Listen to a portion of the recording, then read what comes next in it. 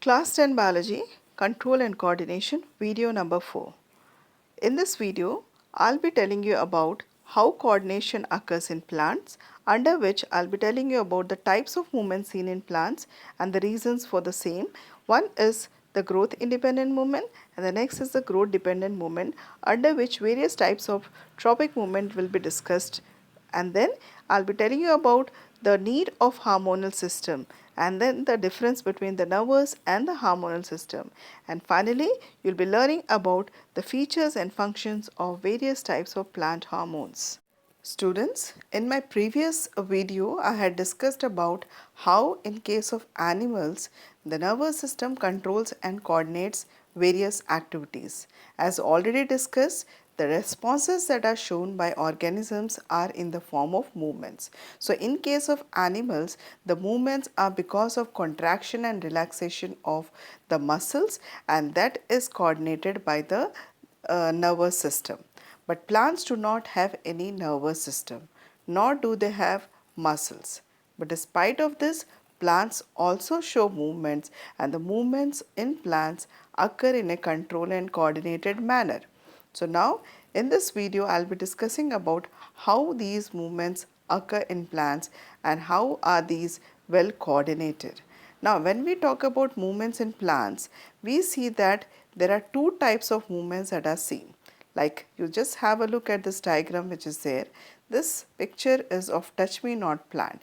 Now you all must have played with the touch me not plant, and what happens is when you touch the leaves of the touch me not plant, you find that the leaflets, they close and the entire leaf droops. So this is a kind of movement that is seen in case of plant, and these movements, they are not because of growth, because after some time again you find that the leaflets will open and the process will be reversed. So you see that here in this case you find that this movement that is seen in the plant, as in case of touch me not, is not dependent upon growth.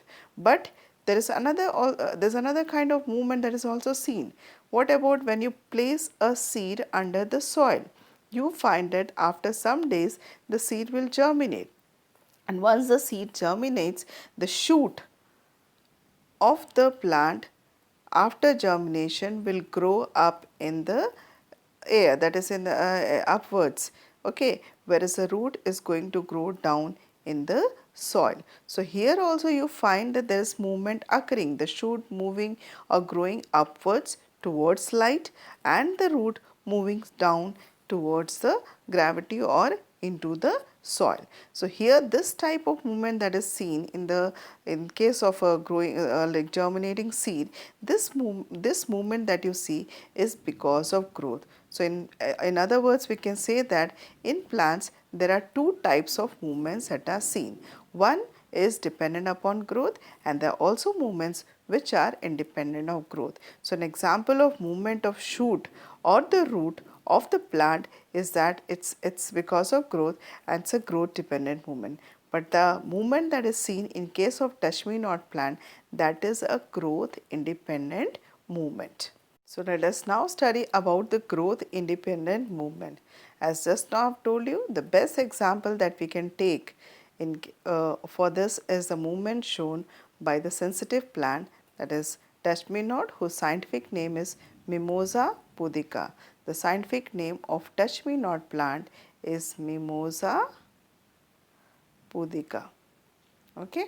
Now, in case of touch me not plant, as I said you, that when the leaves of the touch me not plant are touched, irrespective of the direction in which you touch the leaves, you find that all the leaves, the moment you touch, the leaflets, they will close and the entire leaf droops, right? So this is what happens. You have a look at this picture that is there. So you find that when the leaves of the touch me not plant are touched, the leaflets, they close and the entire leaf droops. Now after some time the process is going to be reversed, because again the leaflets are going to get open. So this here, because it's the process is reversible, here this is an example of a growth independent movement, and this happens because as in case of animals, we had discussed that in case of animals the movement is because of the change in the shape of the muscles, and that's because of the contractile proteins present in the muscle cells. When the muscle cells receive the electrical impulse, the muscle cells get excited, and the contractile proteins which are present in the cells, they change their shape and arrangement, and that causes the muscle to contract and the movement to be that's how the movement is brought about. Now in case of animals, now in case of plants also, like as in case of touch me not plant, when this movement is to be shown, there should be a change in the shape or the size of the cell. But this change in the shape or size of the cell, it is not because of contraction, relaxation of muscles, because you know that plants do not have any muscles. Then what is the reason behind this movement that is seen? This is because of loss or gain of water. It is because the cells of the leaves either lose water or gain water. So how do they lose or gain water? Let us see now. Now when you touch the leaves of the touch me not plant, what happens is the cells which are of the leaflets, these cells which are present, they lose water to the adjacent cells. So when they lose water, what happens is those cells, they shrink, and when the cells of the leaf shrink, the leaflets, they close and the entire leaf droops. So this is this drooping or the closing of the leaflets or the leaf of the touch me not plant is because of loss of water by the cells of the leaflet. After some time, what happens is the process gets reversed, and this reversal of process occurs because those cells of the leaflets or the leaf which had lost water to the adjacent cells, they gain water again. So as they gain water, they become turgid, and when they become turgid, the leaf again, it comes back to its original form, that is the leaflets again open up, right? So this happens, and so in case of touch me not plant, the movement that is seen is because of gain or loss of water. As you can see, it is written over here that in case of touch me not plant, the cells, they change their shape by changing the amount of water present in them. As a result, the cells either shrink, they will shrink when they lose water, and this will cause the leaf to close, and after some time they swell again. The swelling will be when water enters again into those cells which had lost water earlier, and so when they swell again, the leaf opens. So here this example of touch me not plant shows that here this is a growth independent movement. The movement that is seen is not due to growth, it is rather due to gain or loss of water. The type of movement that is seen in the plants, they are called as a tropic movements, which are the growth dependent directional movements in the plants. These are growth dependent directional movements in the plants in response to the stimuli. Now since the plant grows in a specific direction, the plant appears to be moving. But in these movements, they are much slower than the movements that are seen in plants like touch me not, which is an example of a growth independent movement. Now tropic movements can either be positive or negative. They can either be positive or negative. Positive tropism is the movement or growth that is seen in the plants towards the stimuli. So if the plant part is growing towards the stimuli, it is said to be as positive tropism. And if the plant part grows away from the stimuli, that is it moves or grows away from the stimuli, then it is called as negative tropism. For example, the shoot of the plant always grows towards light, and this you all must have observed. So this shows that the shoot of the plant is positively phototropic, that is it grows towards the light, and so it shows positive tropism towards light, whereas the root of the plant grows away from the light. Okay, it grows away from the light, and so the root of the plant, it shows negative tropism. Depending upon the type of stimuli, these growth dependent directional movement or tropic movements are of various kinds. Let us study about these one by one. First, let us know about thigmotropism. Thigmotropism is a growth dependent directional movement of the plant part in response to touch. And the best example for this would be the coiling of tendrils around the support. Okay, as you can see here, these thread-like structures that you see, the thread-like structure that coils around the support, these are called as tendrils, and tendrils are present in the creepers and climbers. So as creepers and climbers are weak stem, they use these tendrils. Now growth of the tendril around the support is an example of thigmotropism.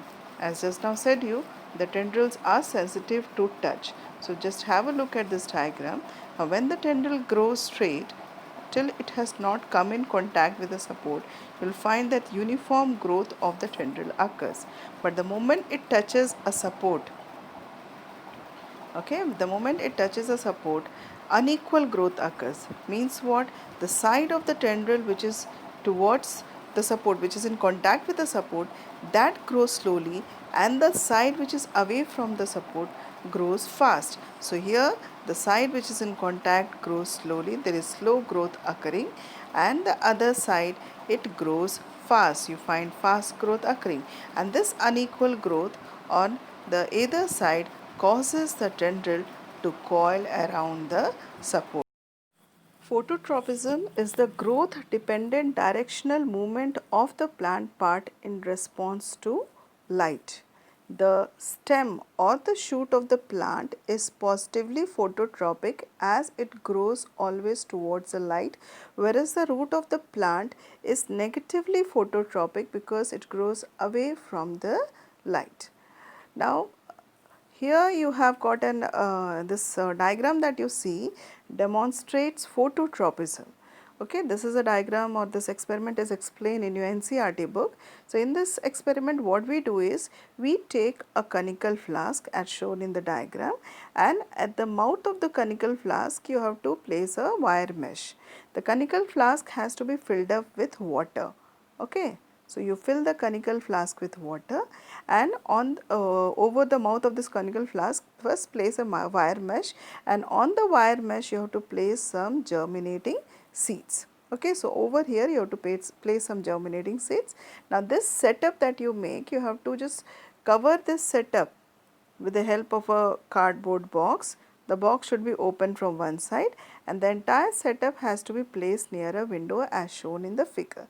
Okay, so that light comes from one side. So from here, from the window, through the window the light will come, and then this is going to fall on the plant, the germinating plant or the germinating seeds from one side.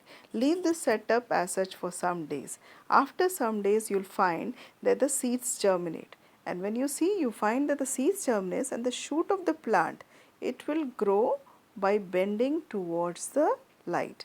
And when you have a closer look to the root, have a closer look of to see the growth of the root, you find that the root also bends and moves away from the light. Okay, so this shows that the shoot of the plant is positively phototropic, whereas the root of the plant, as it is moving away from the light, or you can say that it's growing, its movement is shown in the form of growth, so it grows away from the light. So the root of the plant is negatively phototropic, whereas the shoot of the plant is positively phototropic. Now the same setup, suppose we just change the orientation of the setup and ensure that now it is covered from this side. Okay, so just setup that you see, if we make an arrangement such that light now comes from the other side of this, and the setup is covered this way, right? So after the growth, that's sufficient, whatever growth has happened, you just change the direction of the conical flask and set it in such a way that light comes from the other side. So when you leave it for some days, again you will find that the shoot which has bent till here now will grow by bending again, and it's going to grow towards the light. And the root which has bent this way, that is, it had bent this away from the light when the light was coming from this side, you find now when the light comes from the other side, the further growth of the root will be it will take a bend and grow away from the light. So this activity explains that the shoot of the plant is positively phototropic, whereas the root of the plant is negatively phototropic. Now, geotropism is the growth dependent directional movement of the plant part in response to the stimuli of gravity, right? Now, the stem or the shoot of the plant is negatively geotropic, which because it always grows away from gravity or central of gravity, whereas the root of the plant is positively geotropic. Like if you take a setup of this kind, take a potted plant and place it the way it is shown in this picture. When you place it vertically, you find that the shoot will always grow up and the root it's going to grow down. Okay. Now to ensure that the growth always happens in a way that the shoot is negatively geotropic, you just place a plant horizontally as shown in this diagram. So when you place it horizontally, what you find is that the further growth, like till where it has, the plant had grown till here as shown in the diagram. Now if suppose the plant falls or if the pot falls and or you place it horizontally, the further growth will occur in such a way that the shoot now will take a bend and will grow upwards, right? It will grow upwards away from gravity, whereas the root now again will bend down, that is it will grow down, it will take a bend and then grow down towards gravity. So this activity shows that the shoot of the plant, this activity shows that the shoot of the plant is negatively geotropic, whereas the root of the plant is positively geotropic, right? So that's about geotropism. Now coming to another type of tropic movement, that is hydrotropism. Hydrotropism is the growth dependent directional movement of the plant part in response to the stimuli of water, right? Remember that the shoot of the plant,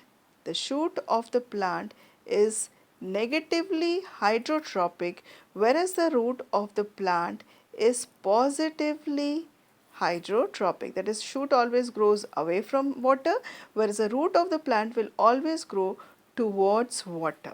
Here's an activity to demonstrate hydrotropism.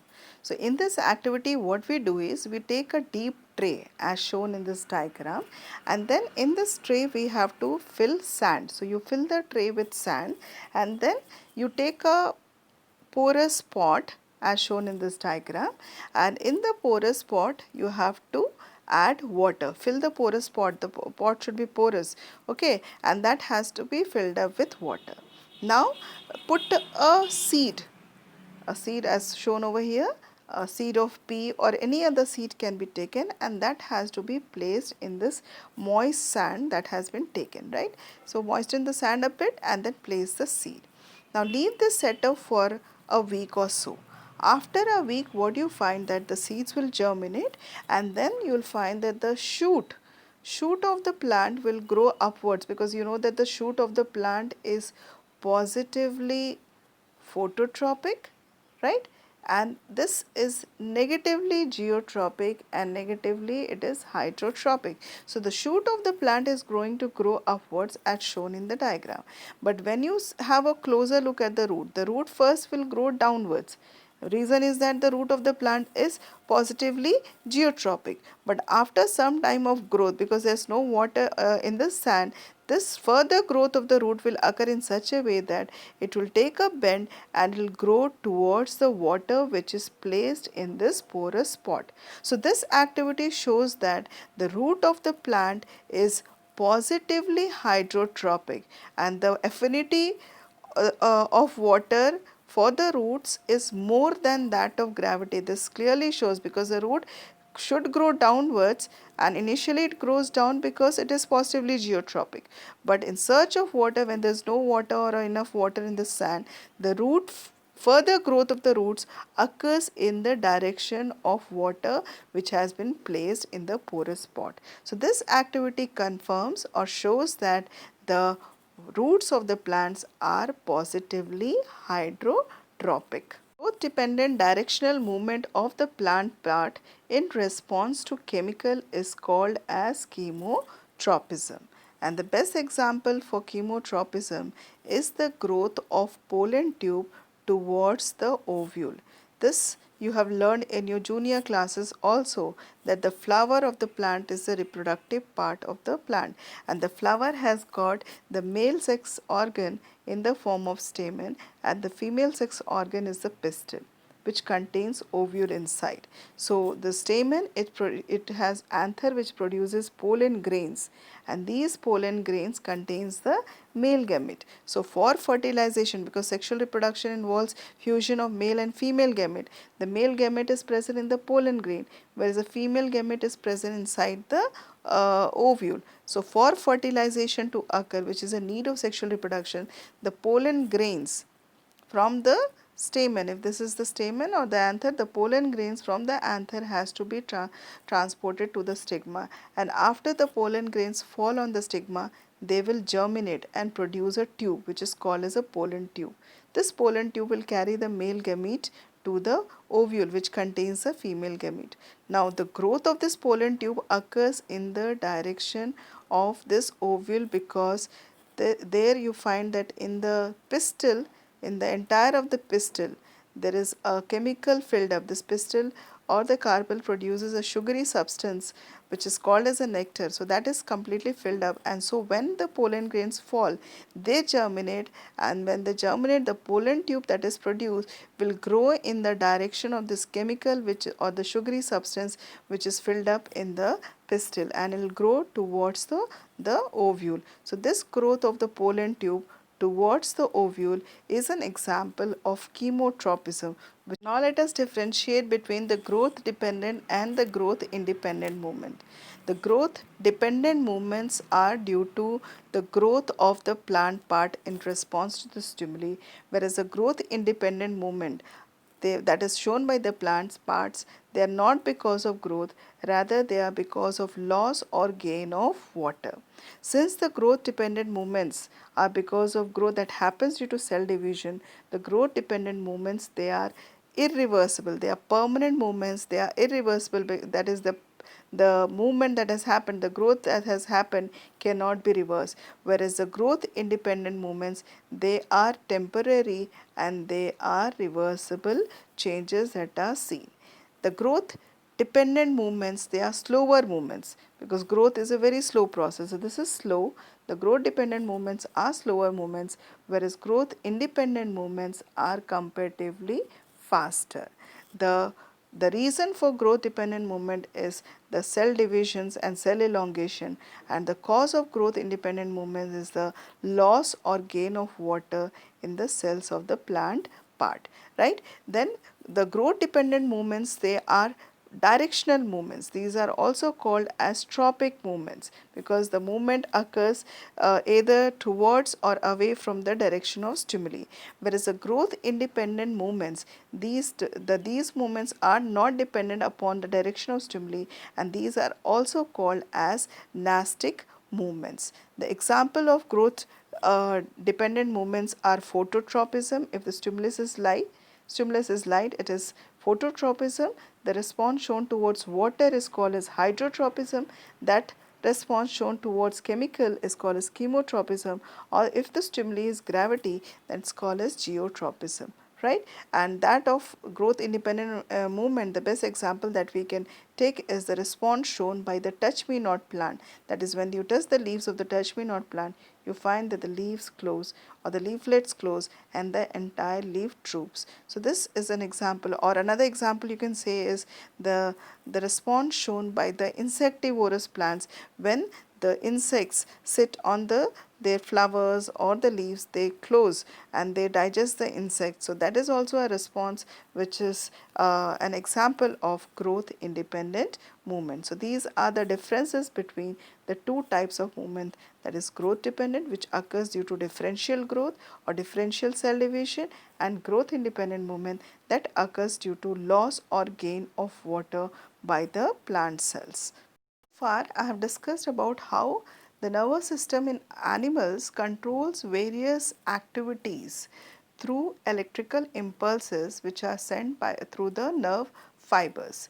Now, despite of the fact that the nervous system or the nervous control is very fast and it is capable of showing a quick response Despite of this fact, the nervous system has got some limitations, and because of the limitations, in addition to the nervous control, the body of animals also require a hormonal control also. Right. So, let us first discuss about what are the limitations of nervous system. The nervous system, the first limitation of nervous system is that the nervous tissues or the nervous system can control only those cells of the body which are directly connected through nerve fibers. Remember, not each and every cell of a body or the body of an animal is innervated by nerve fibers or nerve cells. There are certain cells which are not even connected. So, only those cells which are connected directly through nerve fibers, they will be under control of the nervous system. This is the first limitation. Second limitation of the nervous system is that the nerve fibers or the nerve cells cannot create and transmit nerve impulses continuously. Try to recall what I had discussed about the generation and transmission of nerve impulse. I told you that in a neuron, first the dendrite tip first receives the stimulus, and this causes a chemical change. This chemical change causes a generation of an electric impulse which is then transmitted throughout. So, once this chemical change has happened, electric impulse is created and it is transmitted. So, after its transmission, the change that had happened which had caused the generation of impulse, this change has to be reversed back.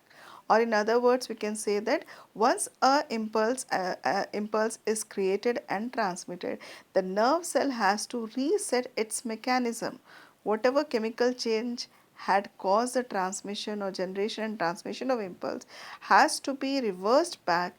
The entire mechanism has to be reset, and only then the nerve fiber or the nerve cell can create and generate the new impulse. So, these are the two limitations of the electrical control or the nervous control. There are certain other limitations also. The nervous system has hardly got any role to play in physiological functions like growth, development, cell division, etc. So, because of all these limitations, our body, in addition to nervous control, has a requirement of hormonal system also. So, let us see what are the advantages of hormonal system. First of all, you should know what is hormonal system. Hormonal system or endocrine system is a system of isolated endocrine glands which produce chemicals that are called as hormones. The hormones are directly released in the blood, and it is through the blood that the hormones are taken to the target cells or to the target site where they show their physiological functions. So, one disadvantage of hormonal system is that since the hormones are carried by blood or through the circulatory system, the hormonal system is a slower system. It is quite slow when compared to that of the nervous system. But then the advantage of the hormonal system is once the cells, the endocrine gland cells which are to produce hormones, once they have got stimulated, they will continuously produce hormones.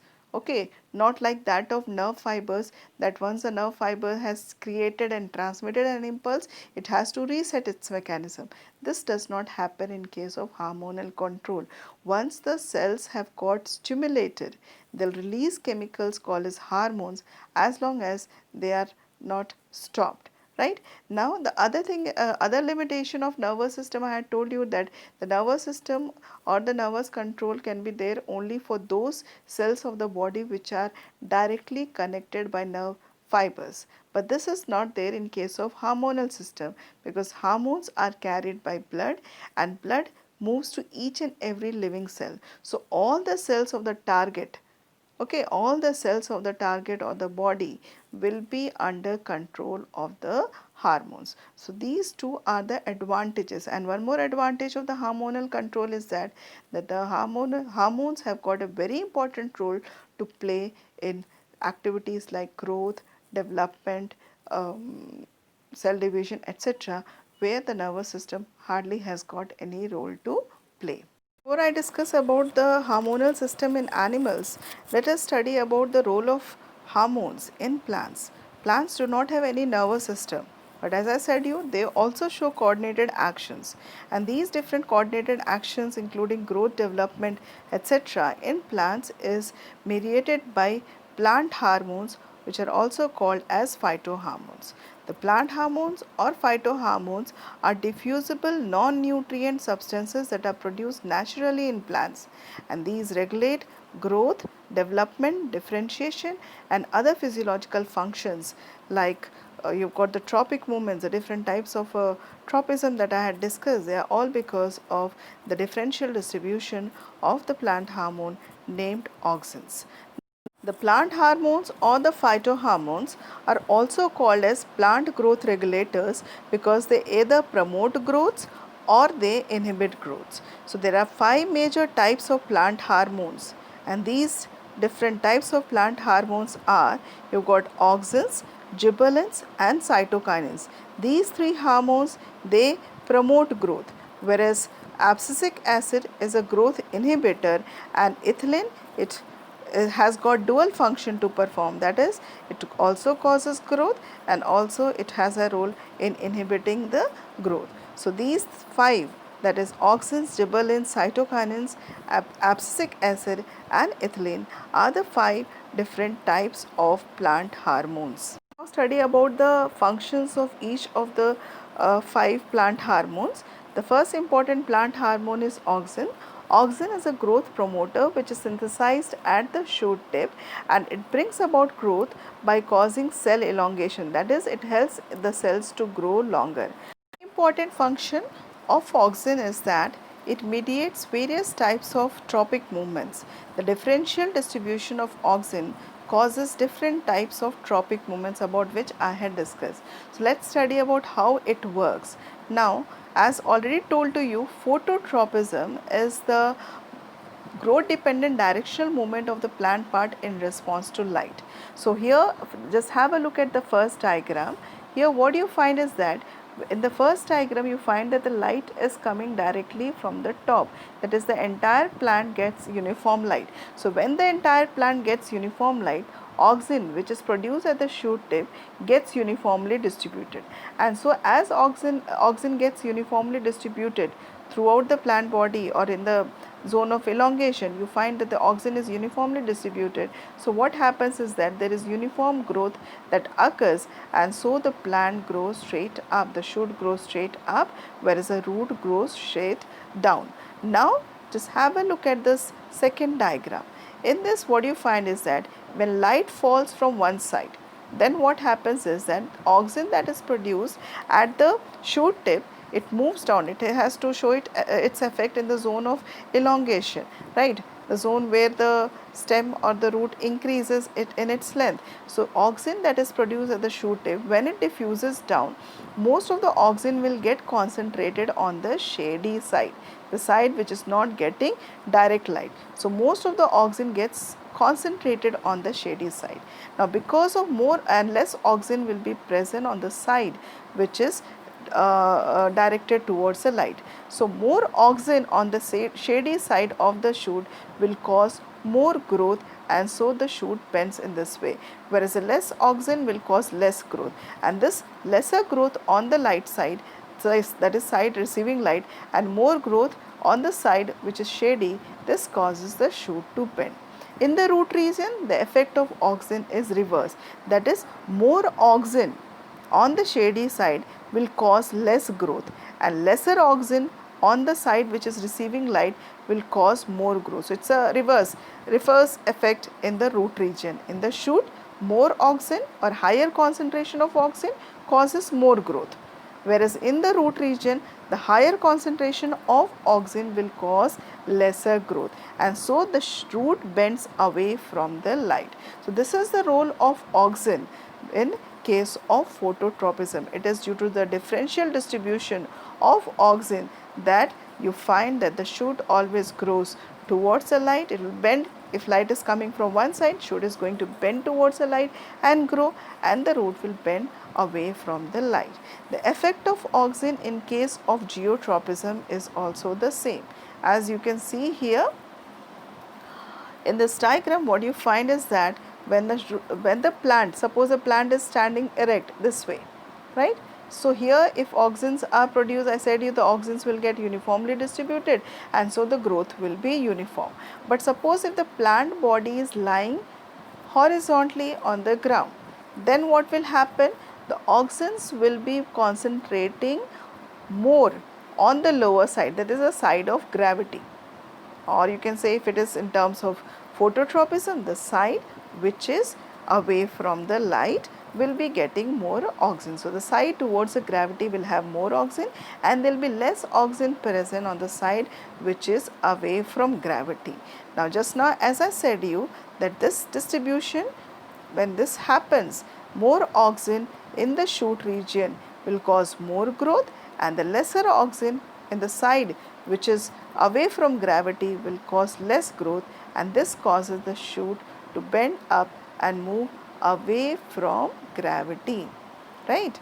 Now, in the root region, just have a look. I said you the effect of auxin in the root region is reverse. So, here the distribution will be the same, that is more auxin will be present towards the side which is towards gravity, and the lesser auxin will be present on the opposite side.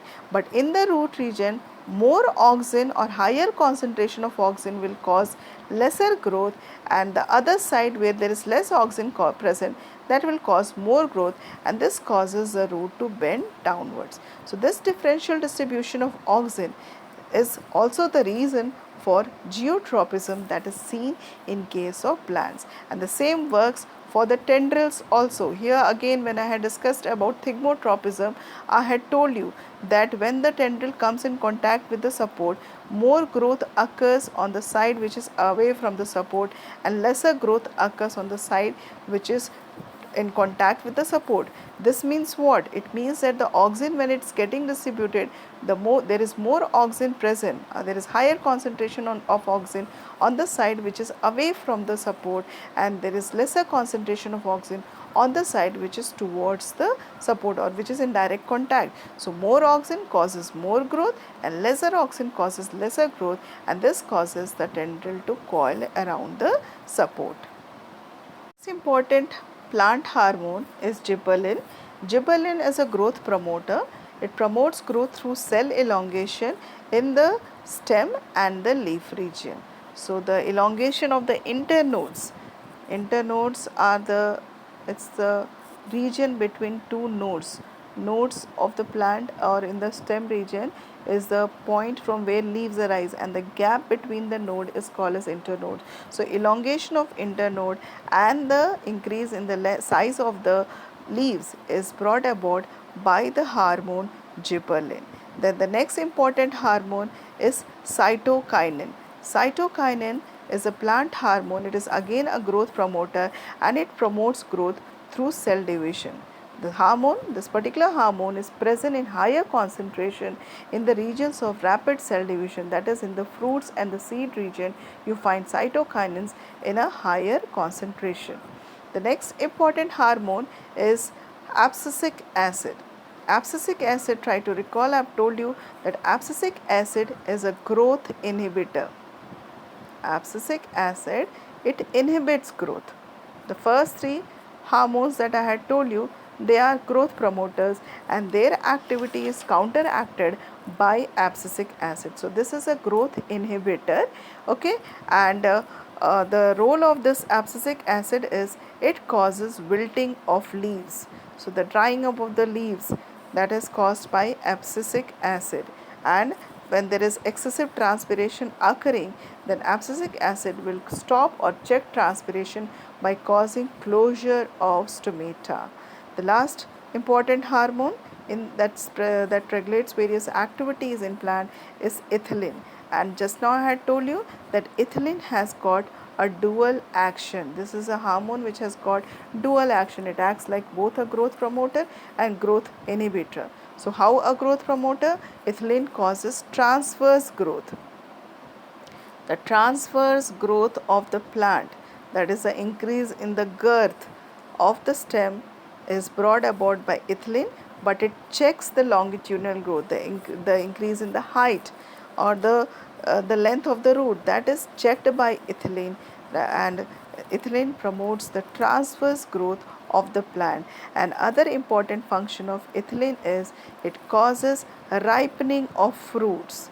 Okay, so ripening of fruits is brought about by ethylene. Okay, ethylene is a gaseous plant hormone. So these are the 5 different hormones, that is auxins. The 5 different types of hormones that I have told you, they are auxins, which promotes growth through cell elongation. Then you've got gibberellins, which again is a growth promoter. It promotes cell elongation in the stem and the leaf region. Cytokinin causes growth by inducing cell division. Ethylene has got a dual role. It promotes transverse growth and it checks the longitudinal growth, and it also helps in ripening of fruit, whereas abscisic acid is a growth inhibitor, that is, it counteracts the growth promoting hormone. It inhibits growth and it also causes wilting of leaves. So on the basis of the video that you have watched, here are some questions that you have to do in your bio assignment copy. The first question is differentiate between growth dependent and growth independent movement.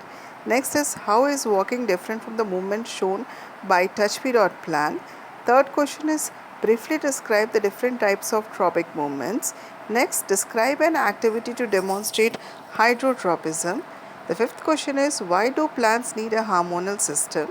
The sixth question is what causes tendrils to coil around the support? Discuss the role of auxin in phototropism. And finally, what are plant hormones? Write the functions of different plant hormones.